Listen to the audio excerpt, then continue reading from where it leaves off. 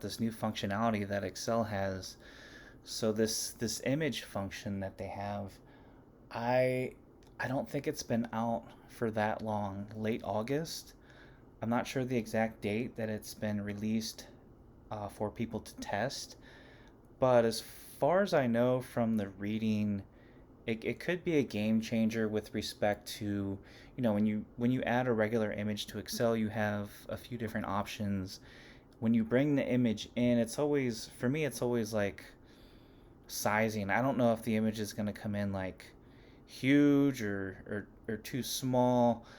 I mean, really, with this function, it allows you to pretty much snap the image size to cell if that's what you're aiming to do, or you could specify what dimensions that you want. So, normally you bring an image in and it's like, boom. If your goal is to just snap it to the cell, then this new function is going to be a game changer for you. And I could see a lot of uses for it. So let's go over. Well, this is where I actually found the article. I was linked to this article from another place that I read about it.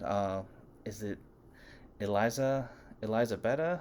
Sorry for chopping that name up, but she, I believe, is a product manager, and I actually don't know if that's her in the photo. It could be.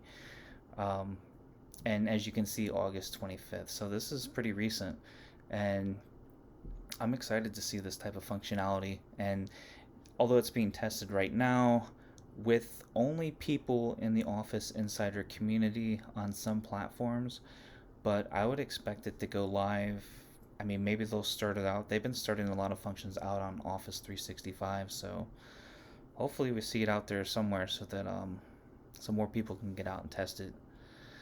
So really, how it works is, kind of like your standard function equals image. You're gonna have your source. That's gonna be from HTTPS protocol, and as you can see, it's gonna include most of your standard image formats: BMP, JPG, JPEG, and the rest. So that's all you really need to bring an image in. Everything else is optional. You'll have the option for alt text, and then four different options for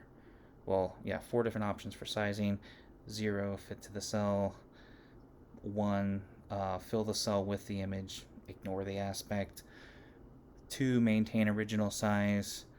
And I guess maybe if your cell is floating out in the middle, your photo will be centered. I'm not sure how it would work if you're up against the edge. I'm guessing it would just, if you're against, if you're an A, I'm guessing it would just square up against the side there to the left.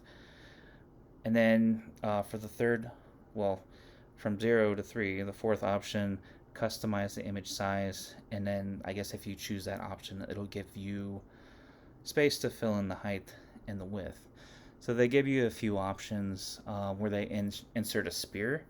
So they just use a web link to support content office.net, and then they use some text, and that's it. And there's their spear in A1. For another example, they use they insert a spear, but they put the text in cell, or they put the web link in cell B1, the alt text in cell B2, and they put a 0 in just so they could get the image to fit to the cell. And really, I'm not completely excited about this, but I think it'd be interesting to see, if they're bringing in this image function. In my mind, it's like, oh, well, what could be next? So that's what's got me excited.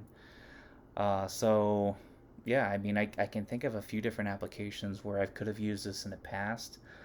Um, Maybe a couple jobs ago, I built an inventory system where I could have actually, and it was in Excel. It was a small business where we were just tracking in Excel, but it would have been nice to actually have, a small photo of the product from the company's website to fit in a cell, and then be able to sort and still have that photo in there. That would be really cool. And then I guess a small business, if you're only tracking employees in Excel, you can have the employee's photo in there, maybe drawing from a database. But yeah, that's pretty cool new addition to the Excel functions, and can't wait to see what's next.